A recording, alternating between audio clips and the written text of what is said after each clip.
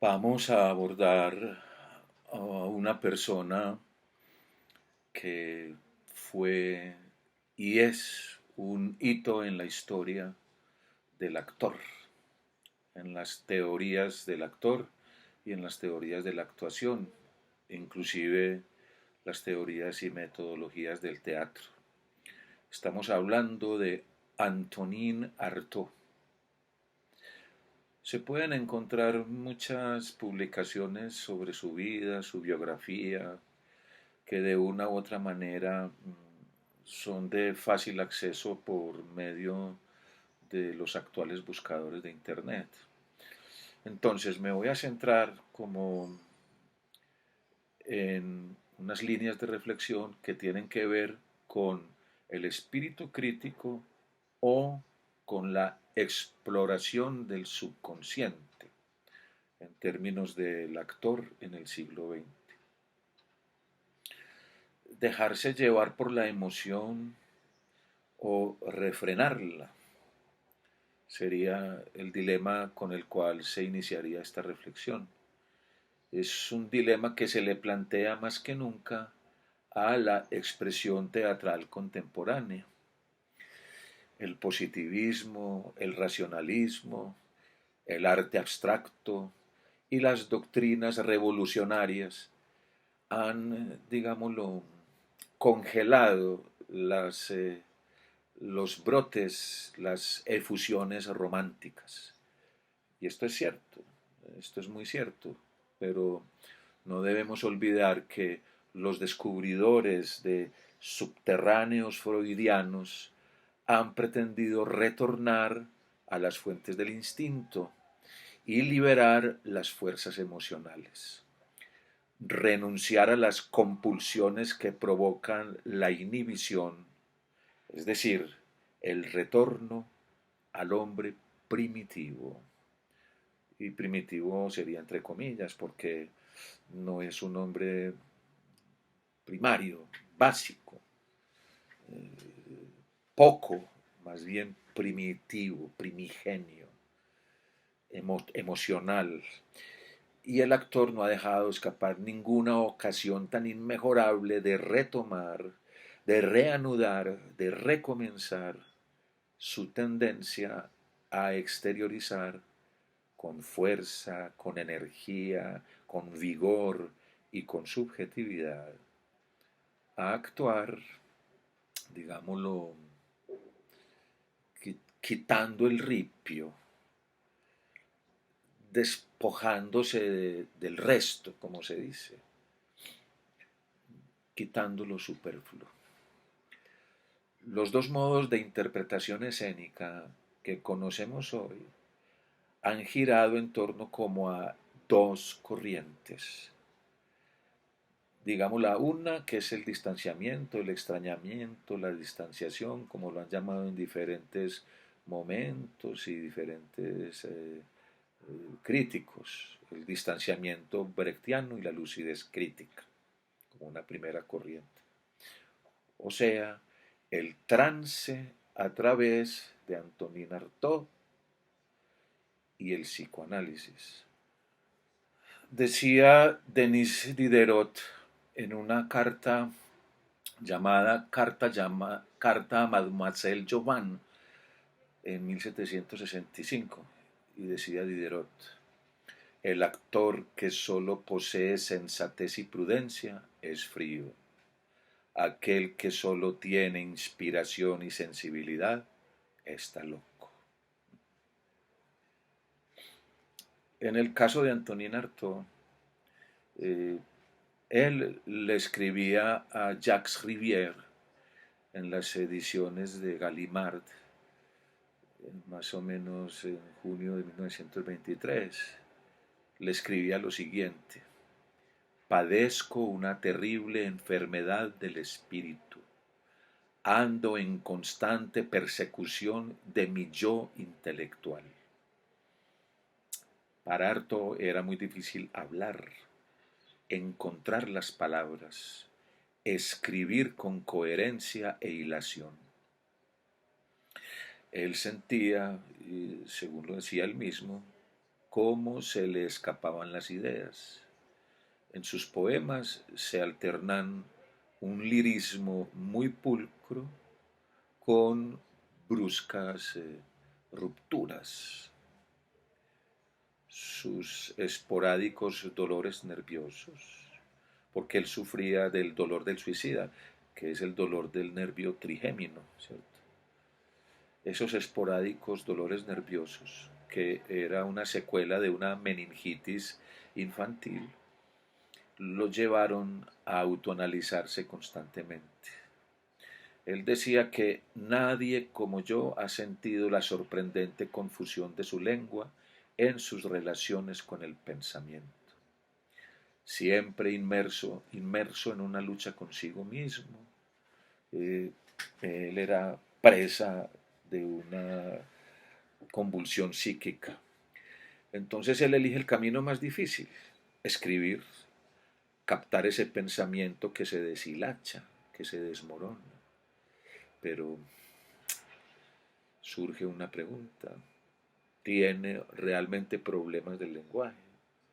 ¿O es que rechaza el lenguaje adquirido, la codificación rutinaria? ¿Pretende él separar la palabra usual, cotidiana, de la imagen? Separar el concepto del sonido y utilizar otras palabras, otros vocablos, otras textualidades, otros términos.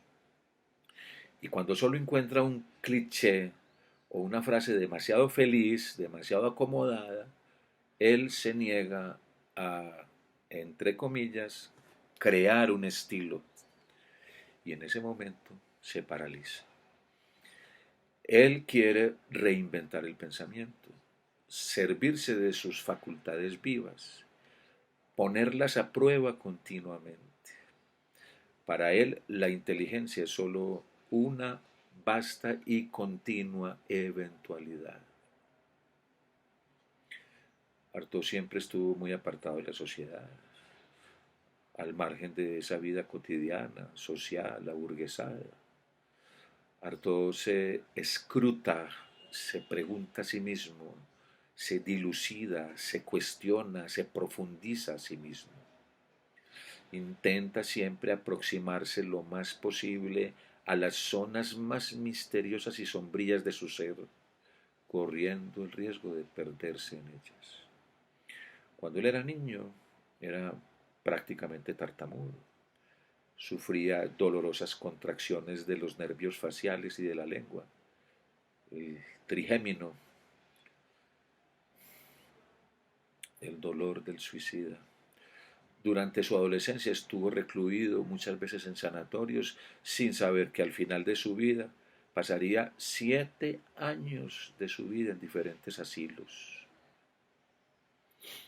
Un doctor, el doctor Armand Larouche, que nunca lo conoció, pero se interesó mucho en su caso de manera posterior, a partir de sus obras y de los testimonios de sus contemporáneos, él concluyó que Artaud era esquizofrénico y que sus escritos mostraban perturbaciones del lenguaje, es decir, palabras alteradas, palabras repetidas, palabras nuevas o neologismos. En cambio, todo lo contrario, sus admiradores ven en él a un innovador, un poeta, un visionario. Se dice que Artaud estaba dominado por su inconsciente y por consiguiente era normal que se aproximara a los surrealistas por esa relación con el inconsciente. Antonin Artaud, gracias a su tío, un productor de películas, pudo conocer a Gemier y a Lugne-Poe, el primero de los cuales le presentó a Dulin. Él fue actor, decorador, adaptador, director de escena y guionista. En los pequeños y breves papeles que le confiaron en el teatro y el cine, Artaud se mostró casi siempre extraño y de una manera como especial indiferente.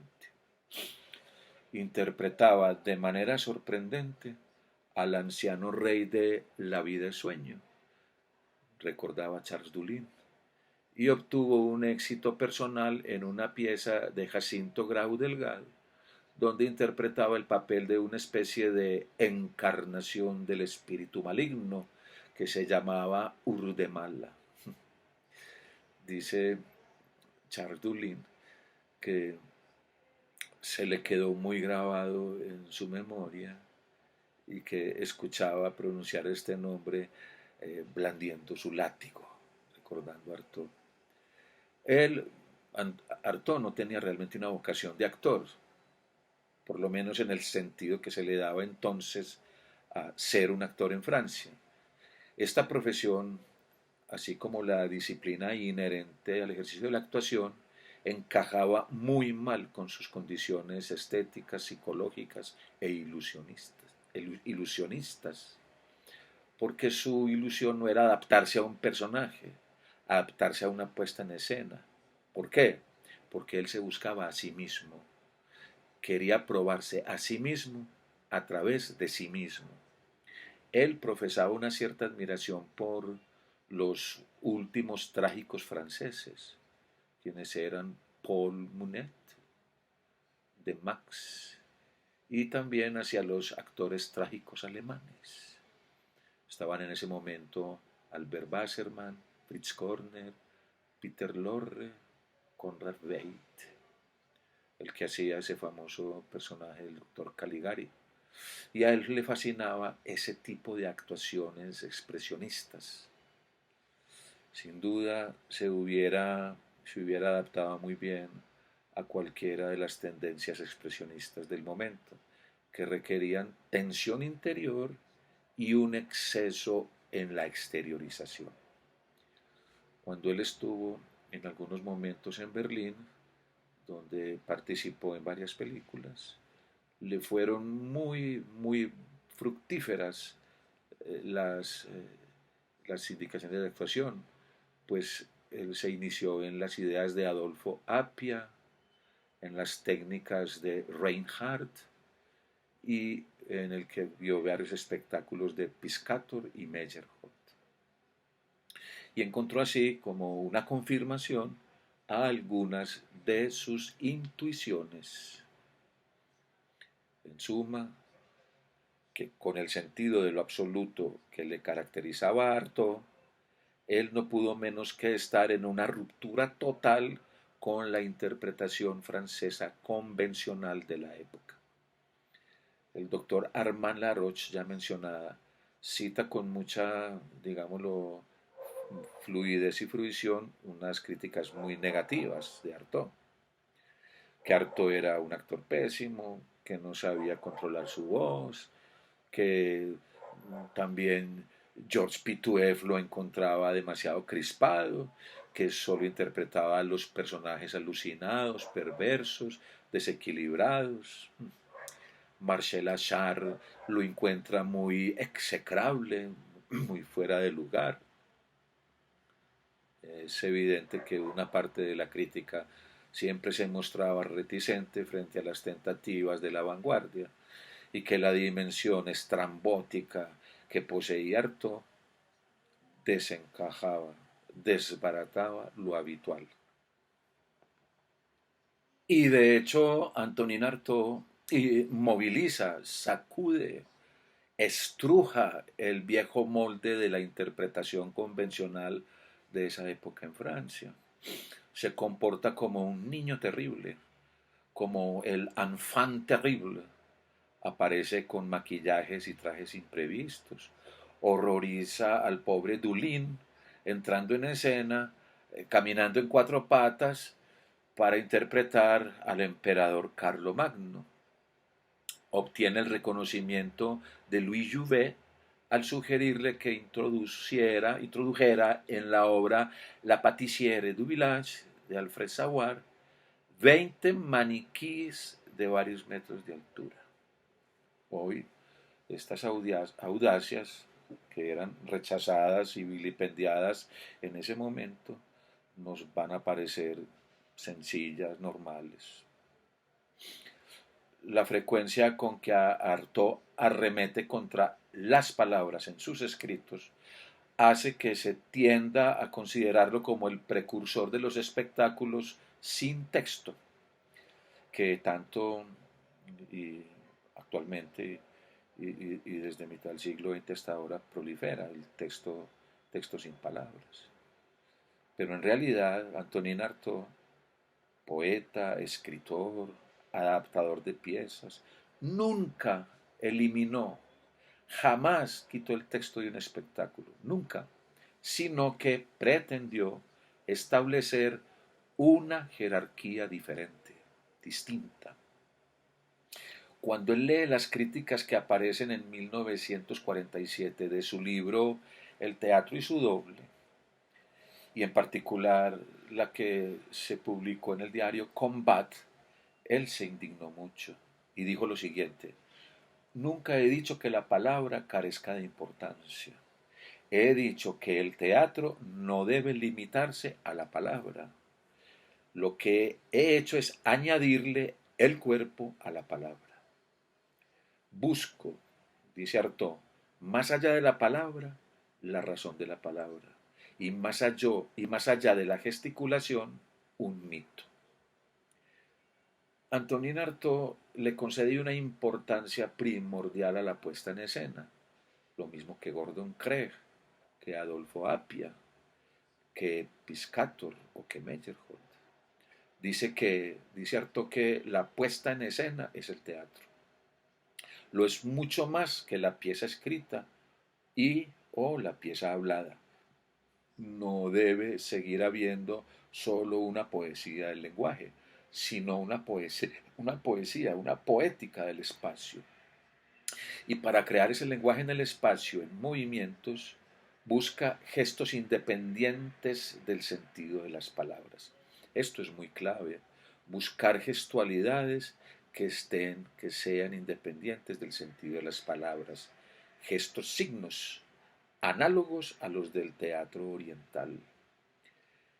Antonin Artaud ha leído los Upanishads, el libro de los muertos egipcios, y quiere encontrar una sublimación del espectáculo. Cuando vi una representación del teatro balinés en la exposición colonial de 1931 en París, desea inspirarse en ella para crear en Occidente un teatro metafísico. Sueña con una ascesis purificadora, con un rito a reinventar, con un misterio de eleusis, como una ascensión purificadora, con una reinvención del rito, con un misterio de eleusis. El escenario debe transformarse en un lugar donde uno esté en peligro, donde cada noche suceda algo único que proporcione corporalmente algo tanto a quien actúa como a quien va a ver actuar. Miremos ahora cómo eran las ideas escénicas de Antonin Artaud. Es muy importante tener presente lo siguiente: no debemos buscar en Antonin Artaud una teoría elaborada, una enseñanza, una pedagogía como otras. Sus textos son más bien como diatribas. El teatro y su doble reúne, además de los dos manifiestos del teatro de la crueldad, algunos textos polémicos sobre el teatro y la peste, el teatro alquímico, el teatro oriental y occidental, la puesta en escena y la metafísica. El teatro se convierte, tanto para Artaud como para su eventual espectador, en una peligrosa terapéutica del alma. Hay que hacer volver al escenario la noción de una vida apasionada y compulsiva.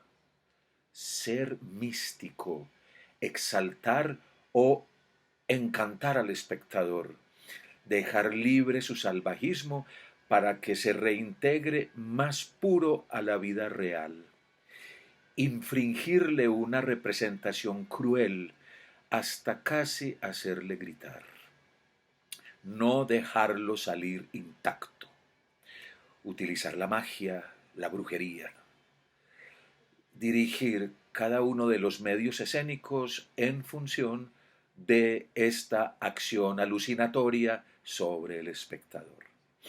El escenario y la sala no deberán estar separados. El espectáculo deberá rodear al público. El público sentado en sillas móviles, no necesariamente confortables, podrá seguir varias acciones de manera simultánea. El público se verá sacudido por vibraciones sonoras, por sonidos trepidantes, por juegos de luces que produzcan explosiones de flechas de fuego. Participará el público en una deflagración, en una explosión delirante que no será la misma en cada representación. Cuando Antonin Artaud interpretó el papel del padre en Les Cenci, observa y dice Yuki Desnos que actuaba cada noche de una forma diferente. Sin embargo, en sus puestas en escena, él quería que todo estuviera prefijado segundo a segundo, y así lo atestiguan sus notas de dirección. Ante la posibilidad de montar Le Coup de Trafalgar, escribe Antonin Artaud lo siguiente: una vez determinada la puesta en escena y establecida de modo que deje un margen a las reacciones cotidianas de los actores, así como también a las del público, todo deberá ajustarse a ella. Artaud quería rescatar al teatro literario de su torpeza, de su sopor, recrear algo vivo, un acontecimiento, pero también quería reconstruir un alfabeto de signos, una codificación estricta. Tanto, bueno, en tanto que él como poeta deseaba no escribir una pieza sobre el papel, sino escribirla en el escenario, sobre el escenario, con una fluidez que le permitiera a la palabra dicha nacer, aparecer, emerger al mismo tiempo que la escritura sonora y visual.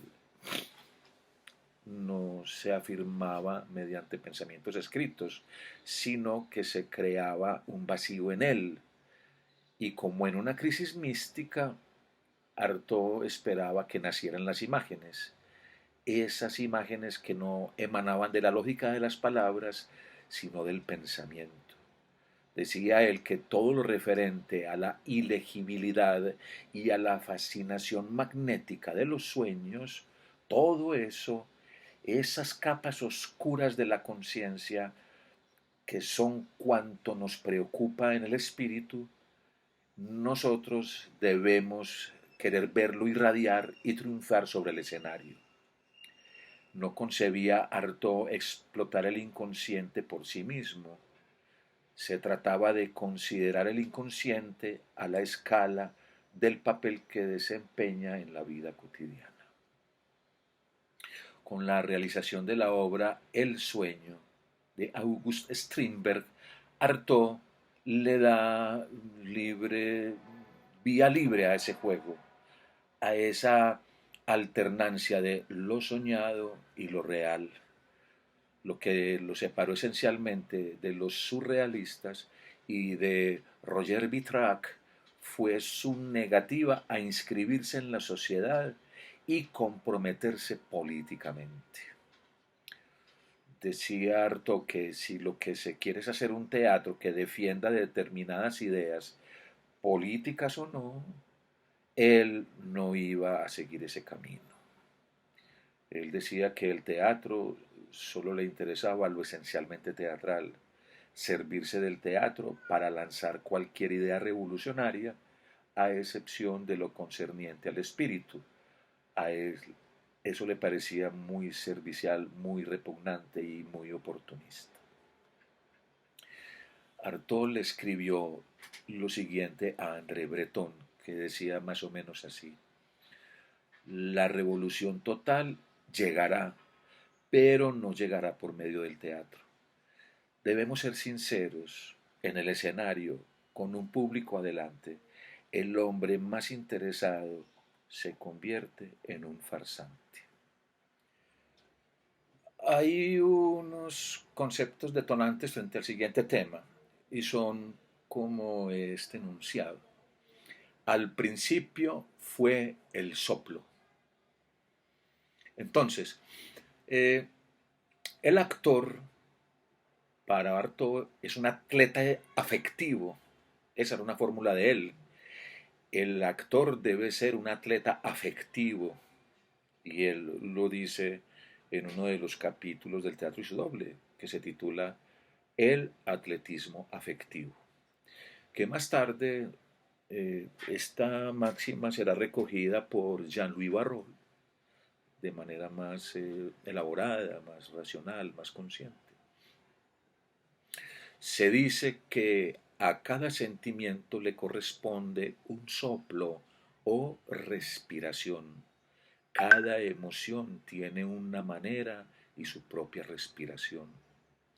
Ahora bien, nos dice Artaud, la cábala enseña el tempo de los diferentes soplos.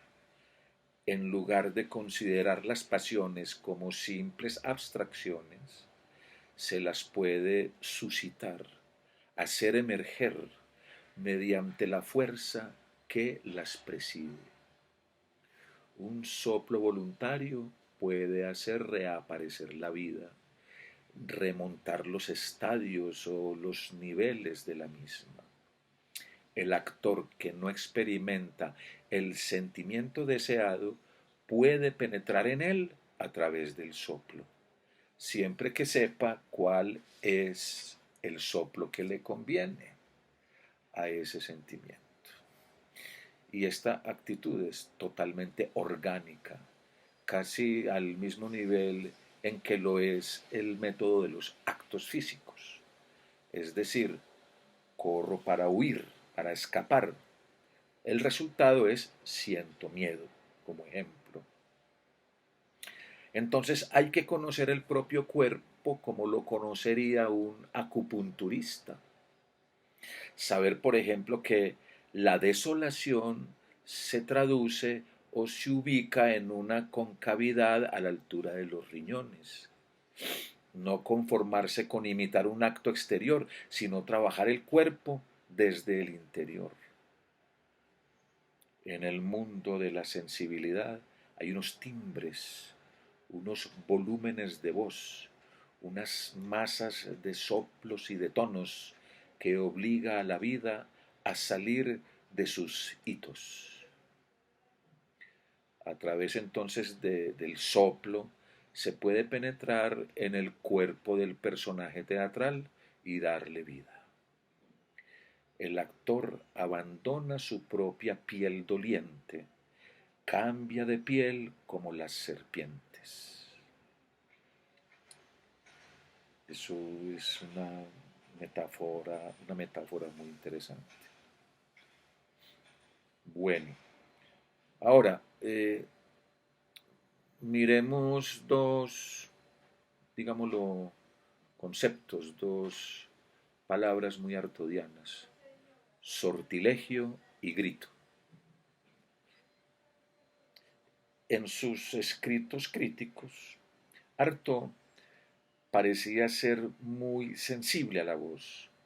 Lugne Poe decía lo siguiente: poseer una especie de voz que parezca gruñir en las tinieblas, poseer una especie de voz que parezca que gruñe en las tinieblas.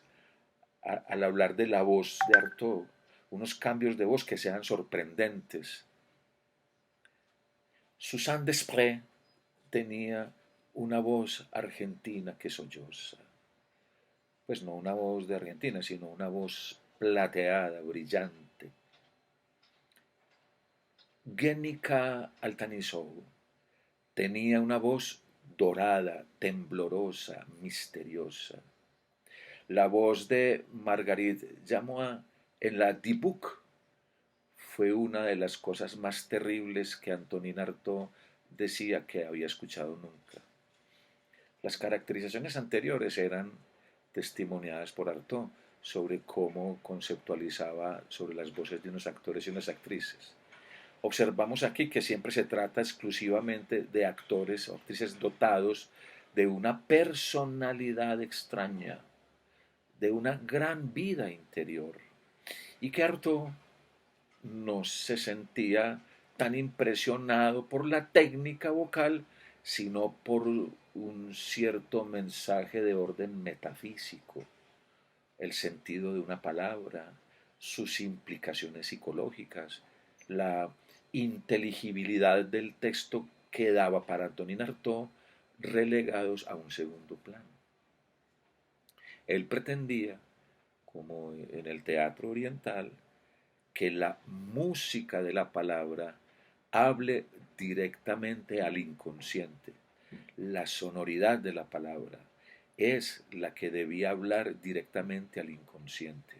De este modo, la palabra debía ser proferida, dicha como un movimiento, y el gesto podría entonces así tener la claridad de una palabra. Una vez más, esto nos trae a colación la teoría expresionista. Escuchar con los ojos y ver con los oídos. Algo muy sinestésico. Aquí se podría hablar de, no de un subtexto, como lo plantea Stanislavski, sino de una especie de contratexto, algo que es contrario, es decir, la música que crean las palabras, independientemente de su sentido, puede ir contra este sentido y crear por debajo del lenguaje una corriente subterránea de impresiones, de correspondencias, de analogías. Pero esta corriente subterránea se produce es en el espectador. Las repeticiones rítmicas de sílabas, determinadas modulaciones, hacen nacer imágenes y crean un estado alucinatorio. Las sílabas cobran una fuerza de, digámoslo, como de coagulación, de disolución, de volatilidad, que son lanzadas con la intención de perforar, de penetrar. Entonces el actor se realiza en dirección de, contra algo, pero en una dirección a contracorriente, en una contradirección. Artaud siempre estuvo atento a la pronunciación, que era una pronunciación mordiente, una pronunciación obstinada, que su director Dulin le pedía, hasta el punto en que él le consagró un poema que decía así más o menos: eres esa higuera que masculla en voz baja, esa negra higuera que emana, que masculla y que remacha. Pretendía entonces cambiar el destinatario de la palabra del teatro, manipular la palabra en el aire como un objeto concreto, darle un significado en distintos niveles, involucrar el destinatario de la palabra con los gestos, con la luz, con los sonidos y demás elementos escénicos. En el teatro balinés se podía constatar estas modulaciones sincopadas en la parte posterior de la garganta.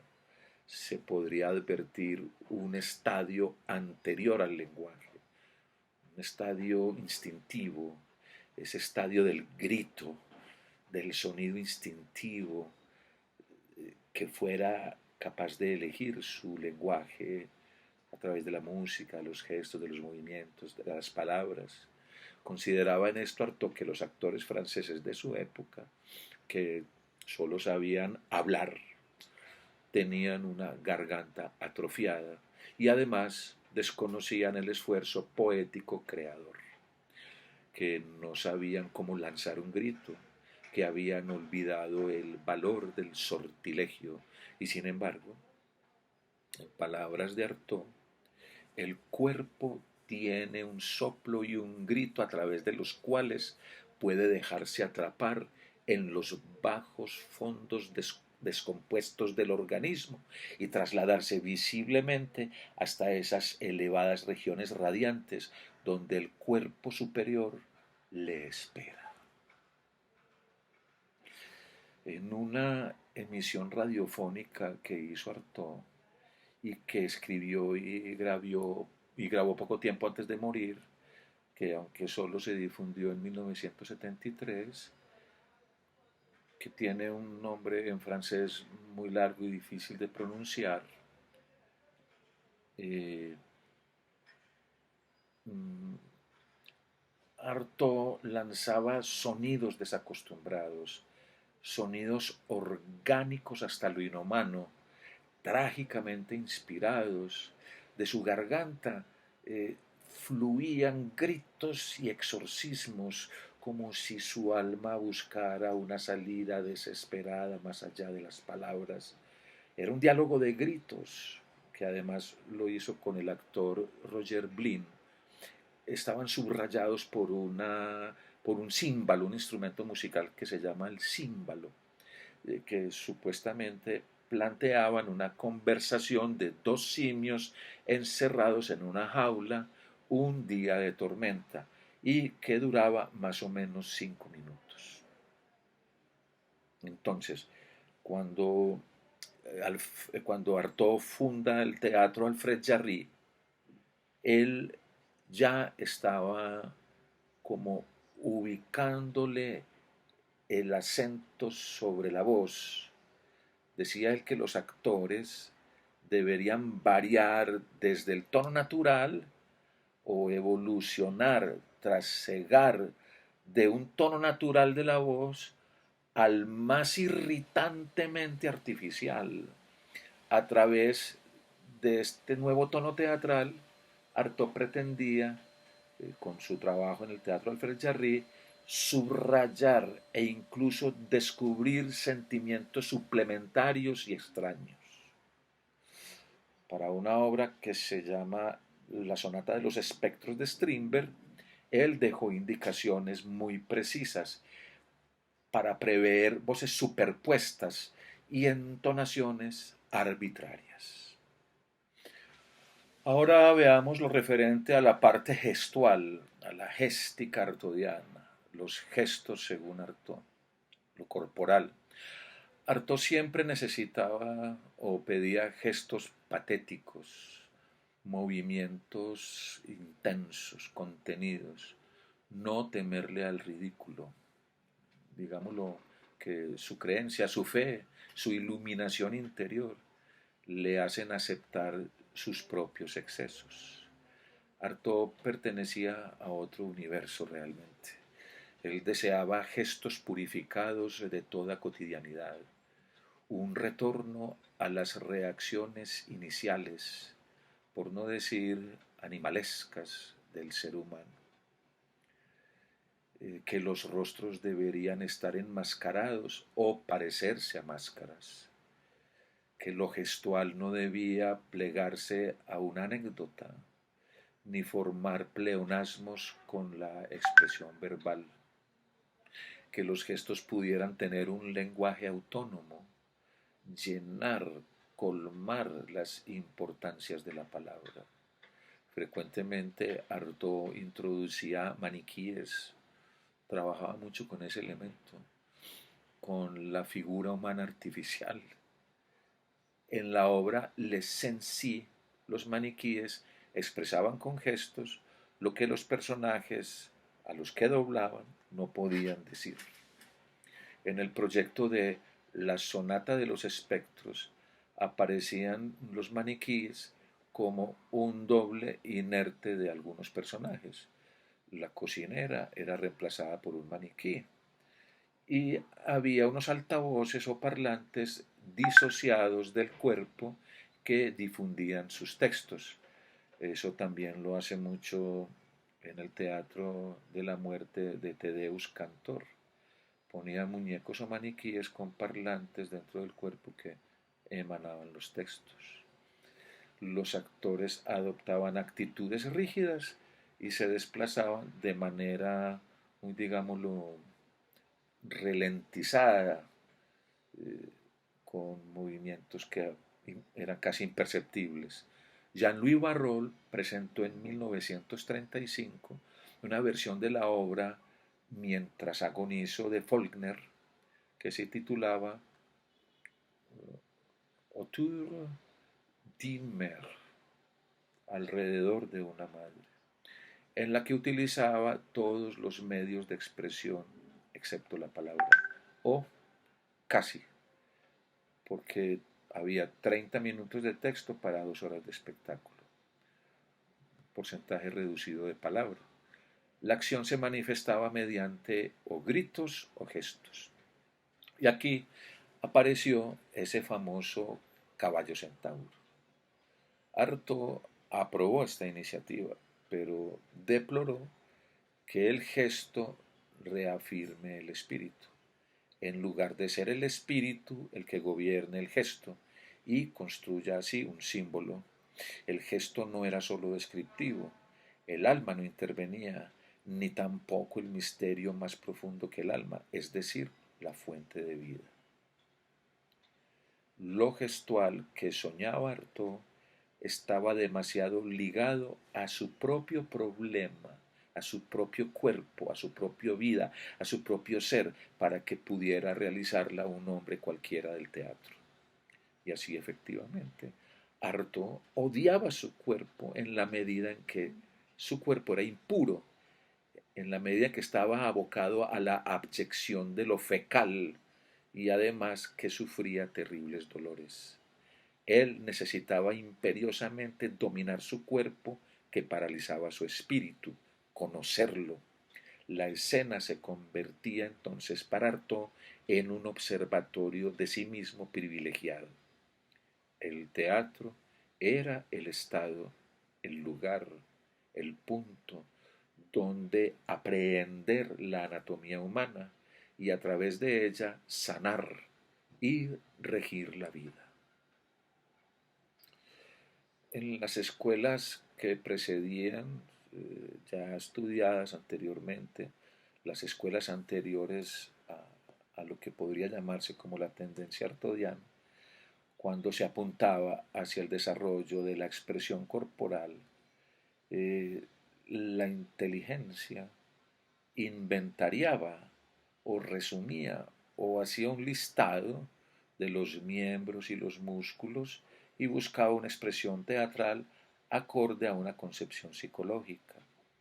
Todo, todo lo contrario al viaje que Artaud quería hacer al interior de su cuerpo y que era radicalmente distinto y que se afirmaba como biológico, como genético. Él escribía lo siguiente en el Teatro y su doble, más o menos así: el cuerpo detenta soplos y el soplo detenta cuerpos cuya palpitante presión, cuya horrible compresión atmosférica hace inútiles cuando aparecen todos los estados pasionales o psíquicos que la conciencia pueda evocar. Hay un grado de tensión, de agobio, de pesadez opaca, de rechazo supercomprimido de un cuerpo que deja muy atrás a toda la filosofía y a toda la dialéctica. En conclusión, y utilizando algo posterior, el actor debe ser creador. El actor debe traducir en el escenario su experiencia personal, aportar la realidad de su existencia e imponerla. El actor no tiene que eclipsarse ante su personaje ni ante su compañero, tampoco dejarse reprimir por un director de escena.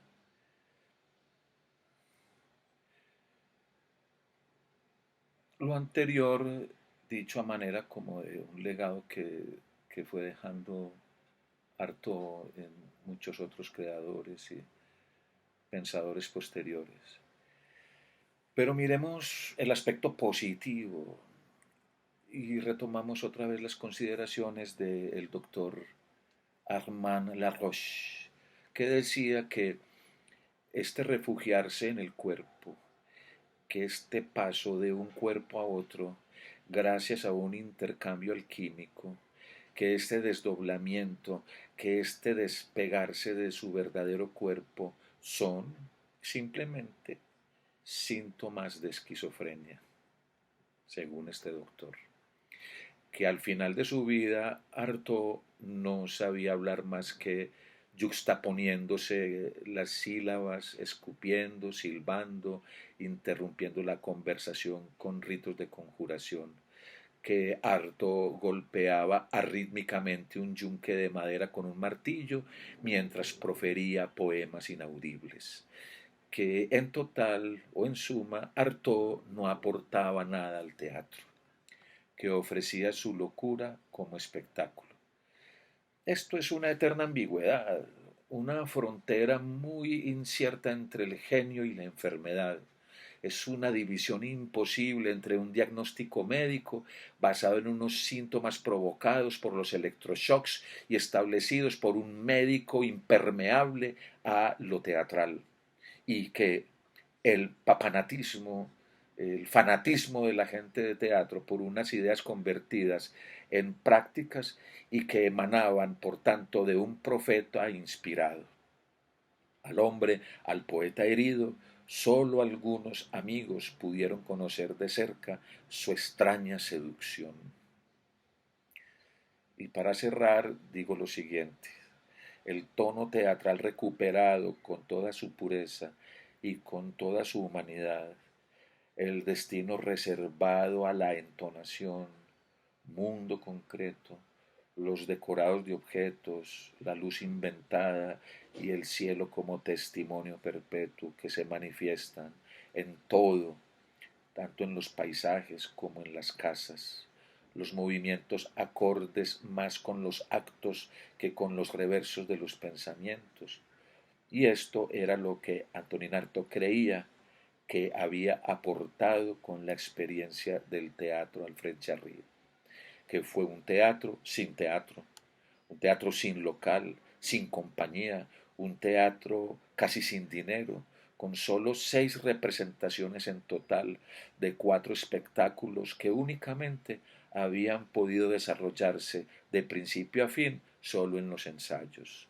Pero lo que de verdad nos aportó fueron las ideas contenidas en el teatro y su doble y en los demás textos que Artaud nos legó, recordándonos la exigencia de un teatro grave, denso, metafísico, a imagen y semejanza del teatro oriental, y sugiriéndonos una actitud de violencia, de agresividad en la expresión, una búsqueda del soplo vital y del grito orgánico, y sobre todo nos ofreció esa investigación sobre sí mismo, sobre cada uno de nosotros, investigarnos nosotros mismos, y si se pudiera decir así, esa como autoinmolación en búsqueda de esa investigación. Hoy vemos cómo se explotan ampliamente las rutas que él exploró, se han inspirado en esas rutas en distintos grados, y por citar solo algunos nombres, a Julian Beck y Judith Malina del Living Theatre de Estados Unidos, Jerzy Grotowski, Peter Brook, Jean Genet, entre otros. Se han impulsado las búsquedas de nuevos mitos, la afición a un ritual, la inspiración en Oriente, la elaboración de un solfeo vocal y corporal, un lenguaje de las imágenes, un recurrir al grito, a la violencia, a la crueldad.